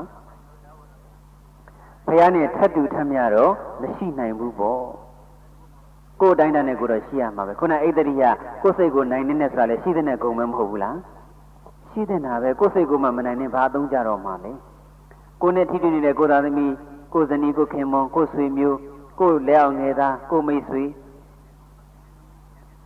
ဩဇာမညောင်းမှုဆိုရင်ဘာအတိတ်ပဲရှိတော့မှလေဩဇာမညောင်းဆိုတော့ကိုယ်နဲ့ပတ်သက်တဲ့ပုဂ္ဂိုလ်တွေအကုန်လုံးခိုင်းမှုပြောတာမဟုတ်ဘူးကိုပြောတဲ့စကားကိုတစ်ဖက်သားကလိုက်နာတာလေးစားတာကိုပဲဩဇာညောင်းတယ်လို့ပြောတာတောင်းမိုးနိုင်တယ်လို့ပြောတာအဲ့တော့ဘုရားမှာရှိတဲ့ဂုဏ်တွေကိုကျင့်ရမှာကြီးပဲခုနပြောခဲ့ပြီးသားဣတရိယအစိုးရဖို့လည်းလိုတာပဲဓမ္မတရားရှိဖို့လည်းလိုတာပဲလေယတအထိုက်လျောက်တော့အချမ်းရံကြော်တော်လေးလည်းရှိဖို့လိုတာပဲ နိုင်ငံကျော်ကဘာကျော်မဖြစ်တော့မှကိုနဲ့ဆက်ဆက်နေတဲ့အတိုင်းအဝန်လေးမှာတော့နာမည်ကောင်းလေးရှိဖို့မလိုဘူးလားလိုတာပဲသိပြီစက်တရေလေးရှိဖို့လည်းလိုတာပဲပင်ကိုရုပ်ကတော့ပင်ကိုရုပ်တိုင်းရှိစီတော့ချောတာမချောတာကအဓိကမဟုတ်ဘူးပင်ကိုရုပ်ဘလောက်ချောချောမဲ့ရွက်နေရင်တော့စက်တရေရှိပါမလားမရှိပါဘူးမရှိဘူးစိတ်ထားမကောင်းဘူးစိတ်ထားဆိုးရုပ်တယ်ဆိုရင်လေစိတ်ထားပုတ်တယ်ဆိုရင်လေစက်တရေမရှိဘူးသီရိဘုံတော်လေးနဲ့နေ့စဉ်နေ့တိုင်းချိန်တိုင်းစက်တရေရှိနေဖို့လေလိုတာပဲဣဒရိယဓမ္မယတတိရိကာမကိုဖြစ်ချင်တာလေးတွေသူ့တိုင်းတာနဲ့သူဖြစ်ဖို့လေလိုတာပဲပယတ္တလုံလဝရိယရှိဖို့လေလိုတာပဲကိုမိသားစုရဲ့အာကိုခံနိုင်လောက်အောင်ကိုဇနီးကိုခင်မွန်ကိုသားသမီးတွေရဲ့အာကိုခံနိုင်လောက်အောင်ကိုဆွေကိုမျိုးတွေရဲ့ကိုရက်ကွက်ရဲ့ကိုမျိုးနယ်ရဲ့ကိုစသည်အဖြစ်အများကြီးပေါ့အာကိုခံနိုင်လောက်အောင်ဝရိယရှိဖို့လေလိုတာပဲပြီးတော့ဂုဏ်တော်တွေဟာပွားဖို့တက်လားကျင့်ဖို့ရောလားကျင့်ဖို့ရောပါဓာတ်ကူးကောင်းမှဓာတ်ကောင်းကူးမယ်တဲ့မြတ်စွာဘုရားရဲ့ဂုဏ်တော်တွေကိုပါဠိတက်ရွတ်နေတာနဲ့မပြီးစီပဲနဲ့မြန်မာလိုအဓိပ္ပာယ်သိသိနဲ့ပွားများမယ်ဆိုရင်ဓာတ်ကူးကောင်းတဲ့အတွက်ဓာတ်ကောင်းနေလေကူးလာပါလိမ့်မယ်မြန်မာလိုမပွားဘဲနဲ့တော့ဓာတ်ကောင်းကူးဖို့မမျှော်လင့်ပါနဲ့ခု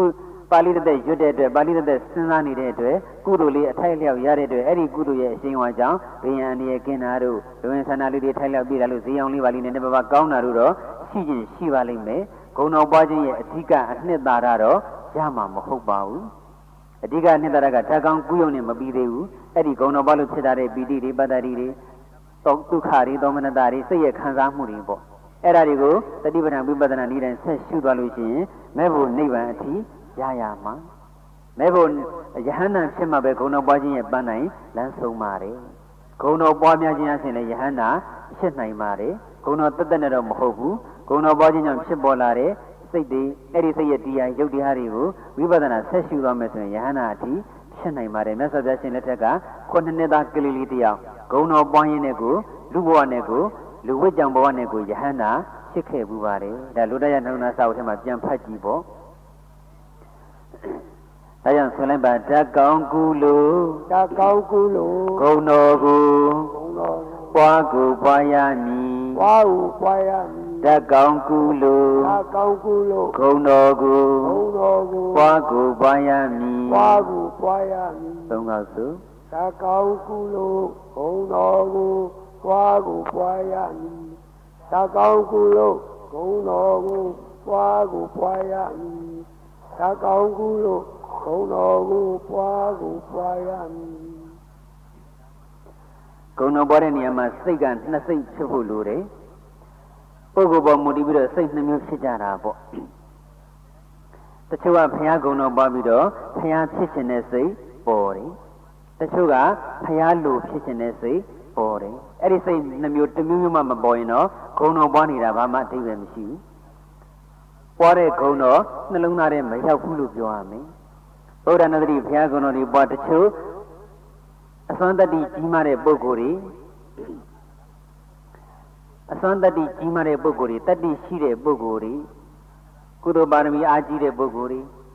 ဘုရားဖြစ်ခြင်းနဲ့စိတ်ပေါ်တယ်ဘုရားရဲ့ဂုဏ်တော်တွေပွားရင်ပွားရင်နဲ့ဘုရားကိုကြည်ညိုတတ္တဝါအများရဲ့အကျိုးစီးပွားကိုတည်ဖို့ရွတ်ဆောင်နေတာတွေအားကြကိုယ်လည်းပဲဘုရားဖြစ်ခြင်းလာတယ်ဘုရားဖြစ်အောင်ကြည်ကြံအားထုတ်မယ်ပါရမီတွေဖြည့်မယ်ဖြည့်ပြီးတော့ဘုရားဖြစ်လာတဲ့ဒီနေ့ကျရင်အခုငါကြည်ညိုနေတဲ့ဘုရားလိုပဲတတ္တဝါဝိနည်းတွေကိုဆင်းရဲဒုက္ခအပေါင်းကလွတ်မြောက်အောင်ကဲတင်မယ်လူချမ်းသာနတ်ချမ်းသာလောက်ပဲကဲတင်ခွင့်ရတဲ့ပုဂ္ဂိုလ်ဆိုလဲလူချမ်းသာနတ်ချမ်းသာပေါ့နိဗ္ဗာန်ထိရအောင်ကဲတင်တဲ့ပုဂ္ဂိုလ်တွေဆိုရင်လေနိဗ္ဗာန်ထိရအောင်ကဲတင်မယ်ပေါ့ဘုရားဖြစ်ခြင်းနဲ့စိတ်ရင်လေပေါ်ကိုပေါ်ရမယ်ဂုဏ်တော်ပွားပြီးတော့ဘုရားဖြစ်ခြင်းနဲ့စိတ်မပေါ်သေးဘူးဆိုရင်လေဂုဏ်တော်ပွားခြင်းရဲ့နှစ်သာရမပြည့်စုံသေးဘူးလူတိုင်းကမဆိုလိုဘူးအစွမ်းတတ္တိကြီးမားတဲ့ပုဂ္ဂိုလ်တွေအာဇာနည်ပုဂ္ဂိုလ်တွေအဲ့ဒီအာဇာနည်ပုဂ္ဂိုလ်တွေဆိုတော့ဘုရားဖြစ်ခြင်းနဲ့စိတ်ပေါ်ပါတယ်ဘုရားဖြစ်ခြင်းနဲ့ဒီစိတ်ထိမပေါ်တောင်မှဘုရားလိုဖြစ်ခြင်းနဲ့စိတ်တော့ပေါ်ရမယ်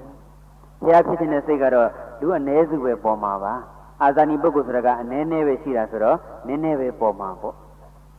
အများစုကတော့ဘုရားလိုဖြစ်ခြင်းနဲ့စိတ်ပေါ်ကိုပေါ်ရမယ်ဘုရားလိုတဲ့ခုနပြောခဲ့ပြီးပေါ့ဘုရားကဣတရိယဆိုရတယ်ကိုယ်လည်းဘုရားလိုပဲဆိုရတဲ့သူဖြစ်ရမယ်သူ့တိုင်းတာနဲ့သူပေါ့နော်အဲ့တော့အဲ့ဒါလေးနှစ်ခုတော့မှတ်ထားပြီးတော့အင်းကြမှာပြန်စဉ်းစားကြည့်ဘုရားဖြစ်ခြင်းနဲ့စိတ်ရင်လည်းပေါ်ရမယ်ဘုရားလိုဖြစ်ခြင်းနဲ့စိတ်ရင်လည်းပေါ်ရမယ် အစွမ်းတတိကြီးမာတဲ့အာဇာနည်ပုဂ္ဂိုလ်တွေကြတော့လောလောဆယ်မှာလည်းဖះလူဖြစ်ခြင်းစိတ်ပေါ်ပြီးတော့ဖះလူဖြစ်အောင်လိုက်နာတဲ့ကျင့်သုံးတဲ့ကျင့်ကြံတဲ့အားထုတ်တဲ့အဲ့လောက်နဲ့နေမကျင်တဲ့ဖက်နဲ့တစ်ချိန်ချိန်မှာကိုယ်တိုင်ကိုယ်ပဲဖះဖြစ်အောင်ကြိုးစားမယ်ဆိုပြီးတော့ဖះဖြစ်ခြင်းတဲ့စိတ်လည်းပေါ်တယ်အဲ့တော့တစ်မျိုးပေါ်တာရဲ့နှစ်မျိုးပေါ်တာရဲ့ရှိတယ်အ ਨੇ ဆုံးတော့ဖះလူဖြစ်ခြင်းတဲ့စိတ်တစ်မျိုးတော့ပေါ်ရပါမယ်ဒီတိုင်းဖះဖြစ်တဲ့စိတ်ပေါ်ရမယ်လို့မဆိုလိုဘူးဖះဖြစ်ခြင်းတဲ့စိတ်ပေါ်မှာဂုဏ်တော်ပွားတာနဲ့တာရှိတယ်လို့မဆိုလိုဘူးဖះလူဖြစ်ခြင်းတဲ့စိတ်ကတော့ပေါ်ကိုပေါ်ရမယ်အရဟံကိလေသာကင်းစင်တော်မူသောမြတ်စွာဘုရားကိုယ်လည်းကိလေသာကင်းခြင်းရမယ်သမ္မာသမ္ဗုဒ္ဓသိစရာအလုံးကိုအမှန်တိုင်းကိုယ်ဉာဏ်ဖြင့်သိတော်မူသောမြတ်စွာဘုရားကိုယ်လည်းသိသိထတာမှန်တိုင်းသိခြင်းရမယ်အမှန်တိုင်းလည်းသိရမယ်အမှားတွေလျှောက်သိနေလို့မဖြစ်ဘူးကိုယ်ပိုင်ဉာဏ်နဲ့လည်းစဉ်းစားဆင်ခြင်သုံးသပ်ပြီးတော့သိရမယ်ဝိဇ္ဇာစရဏတံပံတော့အသိဉာဏ်ရောအကျင့်ရောပြည့်စုံတယ်ကိုယ်လည်းပဲအသိရောအကျင့်ရောပြည့်စုံခြင်းရမယ်ဘုရားလူဖြစ်ခြင်းရမယ်ဘုရားလူဖြစ်ခြင်းစိတ်ပေါ်ရမယ်ဆိုတာအဲ့ဒါပြောတာပါသူကတော့မြတ်စွာဘုရားကမှန်ကန်ပြီးတော့အကျိုးရှိတဲ့စကားကိုပဲပြောတယ်ငါလည်းပဲမှန်ပြီးတော့အကျိုးရှိတဲ့စကားပဲပြောခြင်းတယ်အဲ့ဒီလိုအပြင်ဘုရားလူဖြစ်ခြင်းတဲ့စိတ်ပေါ်ရပါမယ်စွန့်ရည်တတိအထူးရှိတဲ့အာဇာနည်ပုဂ္ဂိုလ်တွေအနေနဲ့ကြတော့ဘုရားဖြစ်ခြင်းတဲ့စိတ်လည်းပေါ်ရပါမယ်ပေါ်ရပါမယ်ဆိုတာကသုံးတယောက်ကပြတ်ထမ်းပြီးတော့ပြောလိုက်တာမဟုတ်အလိုလျောက်ကိုပေါ်လာတာပါပဲဓာတ်ကူးကောင်းမှဓာတ်ကောင်းကူးမယ်ဆိုတာနဲ့ကိုပဲတဏှာကြီးကပြည့်တော့မှာနော်အဲ့ဒီတပုတ်ထဲနဲ့လည်းဟောလို့ရတာပဲအဲ့ဒီဆောင်ပုတ်လေးအဲ့ဒီကောက်စာလေးအဲ့ဒီစကားစုလေးပြီးတော့နောက်တစ်ခုကပါတယ်တော့နေတတ်မှာသိချမ်းမယ်စီရင်กินပြီးချမ်းသာခြင်းရင်သမင်ကြိုလို့မကျင့်နဲ့ကြံ့ကြိုလို့ခြင်းတခက်ဝယုံလို့မကျင့်နဲ့ညှစ်ဆုလို့ခြင်းကိုယ်အဖော်လည်းမညှိတွယ်နဲ့စိတ်အဖော်လည်းမညှိကပ်နဲ့ဒါကတော့တယောက်တည်းနဲ့တစိတ်ထဲထားတရားကိုနာဘူးတဲ့ပုဂ္ဂိုလ်တွေဖတ်ဘူးတဲ့ပုဂ္ဂိုလ်တွေပြီးသားပါပဲဆင်းရဲကင်းပြီးချမ်းသာခြင်းရင်သမင်ကြိုလို့မကျင့်နဲ့ကြံ့ကြိုလို့ခြင်းသမင်ကြိုကြတော့နှစ်ချောင်းရှိတယ်တစ်ချောင်းတစ်ချောင်းမှလည်းအကောက်တွေအကွေးတွေအခက်တွေအခွတွေအတွန့်တွေအလိမ်တွေနဲ့ရှုပ်ထွေးနေတယ်ရှုပ်ထွေးနေတော့အဲ့ဒီသမင်တော်တဲ့တောင်နဲ့ကြီးပြီးလွှားပြီးဆိုရင်ဟိုချုံနဲ့ညှိဒီနွယ်နဲ့ညှိနဲ့ညှိပါတယ်ချုံနေနွယ်တွေကလာညှိတာလားကိုကညှိစရာဖြစ်နေလို့ညှိတာလားကိုကညှိစရာဖြစ်လို့ညှိတာကိုချိုကရှုပ်နေတော့အပြင်ကအရှုပ်တွေနဲ့လည်းညှိတော့တာပေါ့အပြင်ရှုပ်ကသူ့ဘာသူနေုံနဲ့တော့မညှိပါဘူးကိုချိုကရှုပ်နေလို့ညှိတာပဲအရှုပ်ချင်းတွေ့ရင်တော့ညှိတော့တာပဲပေါ့ကြံ့ကြိုကြတော့တစ်ချောင်းနဲ့ပဲရှိတယ်ရှိတဲ့တစ်ချောင်းလေးကလည်းရှင်းရှင်းလင်းလင်းကြောင်းချောလေးပဲအခက်တွေအခွာတွေနဲ့သမင်ကြိုလေးရှုပ်ထွေးပြီးတော့မနေဘူးရှင်းပြီးတော့နေတယ်ရှင်းတဲ့ဂျိုလေးပိုင်ထားတဲ့ကြံ့ဆိုတော့အဲ့ဒီကြံ့တော်တဲ့တောင်နဲ့ပြေးခြင်းတယ်လို့ပြေးလွှားခြင်းတယ်လို့လွှားခြုံနေနွယ်တွေနဲ့ညှိပါအောင်မလားညှိပါဘူးဗျာမညှိတော့ဘူးလူတွေမှလည်းနေ့စဉ်နဲ့ညအာယုံအမျိုးမျိုးတွေ့နေကြတာပဲပြင်ပအာယုံတွေဆိုတာကအပြင်ရှုပ်အရှုပ်တွေပေါ့အပြင်ခြုံနေနွယ်တွေပေါ့ဒါပေမဲ့အဲ့ဒီအပြင်အရှုပ်အပြင်ခြုံနွယ်တွေကသူ့ဘာသာသူနေုံနဲ့တော့မညှိပါဘူးကိုယ်စိတ်ကရှုပ်နေရင်ကိုယ်စိတ်ကကောက်ကွေးနေရင်ညှိမှာပဲသမင်ကြိုလို့စိတ်မျိုးဖြစ်နေရင်တော့ညှိမှာပဲဟိုအာယုံနဲ့တွေ့လောဘဖြစ်ဒီအာယုံနဲ့တွေ့ဒေါသဖြစ်ဟိုသားမကြည်နဲ့ဒီသမီးမကြည်နဲ့ဟိုလူသဘောမကျဒီလူသဘောမကျနဲ့မြင်သမျှပေါ်မှာဒေါသတွေဖြစ်နေမယ်ဒေါသတွေဖြစ်နေမယ်ဆိုရင်ကိုယ်စိတ်မှာညှိတွယ်နေတာအပြင်အာယုံကသူ့ကြည့်တဲ့နေုံနဲ့မညှိဘူးကိုယ်စိတ်မှာကိလေသာဖြစ်မှညှိတာအပြင်ရှုပ်တဲ့အတွင်းရှုပ်ကအဓိကပါပဲအဲ့တော့ကိုယ်ကစိတ်ထားတတ်မယ်ဆိုရင်တော့ကိုယ်ပေါင်းညမှာတွေ့နေတဲ့အာယုန်တွေကညှိစရာမဖြစ်ပါဘူးသာသမီဇနီးခင်ပွန်းဆွေမျိုးတွေမိတ်ဆွေတွေလူပုဂ္ဂိုလ်တွေဆိုတာအာယုန်တွေပါပဲခြုံနေနွယ်တွေပါပဲကိုယ်စိတ်ကလောဘဒေါသတွေနဲ့ကောက်ကွင်းနေရင်တော့ညှိမှာပဲကိုယ်သားကိုယ်သမီးလောဘနဲ့ဒေါသနဲ့တုံ့ပြန်နေတယ်ဆိုရင်တော့ညှိတာပေါ့အဲ့ဒီသားသမီးကလည်းခြုံနွယ်ဖြစ်သွားတယ်ကိုယ်စိတ်မှလည်းလောဘဒေါသနဲ့ပြုတ်ထွေးသွားတယ်ဒီသားဒီသမီးတွေနဲ့ပတ်သက်တဲ့အလုပ်ငန်းတွေလုပ်နေတာပဲစိတ်ကောင်းလေးထားမယ်စိတ်ထားလေးကောင်းမယ်ဆိုရင်တော့သာသမီကြွေးတာမွေးတာလည်းပဲဒါနာကုသိုလ်ဖြစ်နေတာပဲစိတ်ကောင်းစေတနာကောင်းလေးနဲ့တန်မြတ်ခီးမှကြုံတွေ့ကြတဲ့ဧည့်သည်တွေအလှူခံတွေလို့သဘောထားပြီးတော့စေတနာမေတ္တာအပြည့်အဝလေးနဲ့ကျွေးမွေးမယ်ဆိုရင်စေတနာမေတ္တာနဲ့တော့ကျွေးနေတာကြီးပါပဲတစ်ခါတည်းကျတော့မကျေနပ်လို့ရှိရင်ဆိုးစမ်းဟဲ့မျိုးစမ်းဟဲ့နဲ့ဆိုပြီးတော့ကိုသားသမီးတော်မှပြောတာမရှိဘူးလားရှိပါရဲ့ဗျာရှိတယ် အဲ့ဒါကိုသားသမီးမေတ္တာစေတနာလေးနဲ့ပေးမယ်ကမ်းမယ်ကျွေးမယ်မွေးမယ်ဆိုဒါနကုသိုလ်ပဲဒါဆိုရင်သားသမီးဆိုတဲ့ခြုံွယ်ကကိုယ်စိတ်မှာမညှိပါဘူးသမင်းကြိုးလို့မဖြစ်ပါဘူးကြံ့ကြိုးလို့ဖြစ်နေတာပါသားသမီးရဲ့ဝေယဝဆတွေလုပ်ပေးနေရတာသားသမီးရဲ့တာဝန်တွေကိုကျေပြွန်လုပ်ပေးနေရတာကသီလကုသိုလ်သားသမီးကျမ်းမာပါစေချမ်းသာပါစေအဆင်ပြေပါစေမေတ္တာကရုဏာလေးနဲ့စိတ်ထဲကပွားများနေတာဘာဝနာကုသိုလ်စသည်အချင်းပေါ့လေ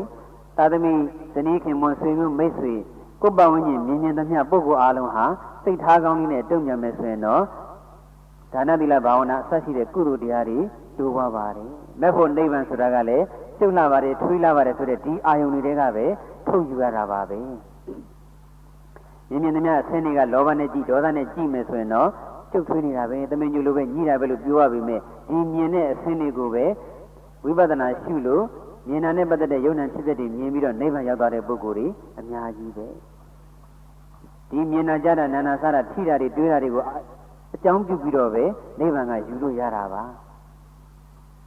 ါတမင်ကြိုလို့မကျင့်နဲ့ကြံ့ကြိုလို့ကျင့်တစ်ခါဝေယုံလို့မကျင့်နဲ့ညှစ်ဆုလို့ကျင့်တစ်ခါဝေယုံမြင်မှုကြမှာပဲရှုပ်ထွေးနေတာပဲဝါတစ်ချောင်းတစ်ချောင်းမှရှိတဲ့အခက်တွေခွာတွေကဟိုတစ်ချောင်းကအခက်တွေခွာတွေနဲ့ညှိလို့တွဲလို့ဝါပင်တပင်ဝေယုံဆွန်ဖြားကဝါပင်လေးခုတ်လိုက်လို့အရင်ပြတ်သွားပြီဒါပေမဲ့အလွယ်တကူလဲကြလာသလားဆိုတော့လဲကြမလာဘူးအလွယ်တကူဆွဲထုတ်လို့ရသလားဆိုတော့ဆွဲထုတ်လို့မရဘူးညှိနေလို့ညှစ်ဆုကြတော့ဝေယုံမြင်ဆွန်ဖြားမပြောနဲ့အလေကောင်တဲ့မှာပေါက်နေတဲ့ညှစ်ဆုတော့မှချိုးပြီးရင်လျှောကနေဆွဲထုတ်လို့ရပါတယ်အဲ့တော့လောဘဒေါသအစရှိတဲ့ဆူးတွေခြုံနေနဲ့ညှိတွယ်နေတယ်ဆိုရင်ကိုယ်ပတ်ဝန်းကျင်ကအပြင်းအရှုပ်တွေရောကိုယ်စိတ်ထဲကကိလေသာအရှုပ်တွေကရောဘယ်တော့မှလွတ်မြောက်မှာမဟုတ်ပါဘူးစိတ်အေးချမ်းမှုစိတ်ချမ်းသာမှုဆိုတာလည်းရမှာမဟုတ်ပါဘူးဆင်းရဲကိမိချမ်းသာခြင်းရင်တမင်ကြိုလို့မကျင့်နဲ့ကြံ့ကြိုလို့ကျင့်တစ်ခါဝေယုံလို့မကျင့်နဲ့ညှစ်ဆုလို့ကျင့်နောက်တစ်ခုကကျေးဇာကောင်းမှုပစ္စုပန်ជីវတခုချင်းတော့ဥဒ္ဒနဲ့ရွတ်မနေတော့အချိန်မရှိတော့ပြည့်တော့မယ်ရှင်းယုံမဲ့ရှင်းသွားမယ်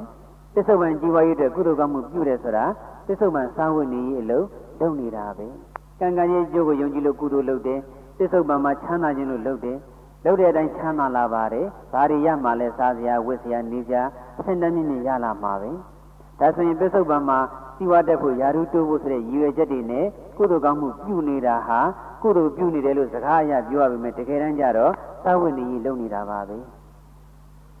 နောင်ဘဝချမ်းသာရေးအတွက်ကုသိုလ်ကောင်းမှုပြုနေတယ်ဆိုတာလေဥပမာလူချမ်းသာဖြစ်ခြင်းလို့လူချမ်းသာကြီးဖြစ်ဖို့ရည်ရွယ်ပြီးတော့ကုသိုလ်ပြုတယ်။ကိုယ်ရည်ရွယ်တဲ့အတိုင်းလူချမ်းသာကြီးဖြစ်လာတယ်။ဖြစ်လာတော့ဘာတွေရမှလဲစားစရာဝတ်စရာနေစရာအဆင့်မြင့်မြင့်ဒီတော့နောင်ဘဝကောင်းစားရေးအတွက်နောင်ဘဝချမ်းသာရေးအတွက်ကုသိုလ်ကောင်းမှုပြုနေတယ်ဆိုတာလေနောင်ဘဝသာဝတ္တိကြီးလုပ်နေတာပဲ။ဒီဘဝသာဝတ္တိရေးအတွက်လုပ်နေရတာကိုအားမရသေးလို့နောင်ဘဝသာဝတ္တိရေးကိုခုကလေးကကြူပြီးတော့လုပ်နေတာပါပဲအဲ့ဒီလိုကောင်းမှုမျိုးပစ္စုပန်ជីវရေးတန်မြာချမ်းသာရေးကိုဥတည်ပြီးတော့ပြုတဲ့ကုသိုလ်ကောင်းမှုမျိုးကိုကျေးဇာကောင်းမှုလို့ခေါ်တယ်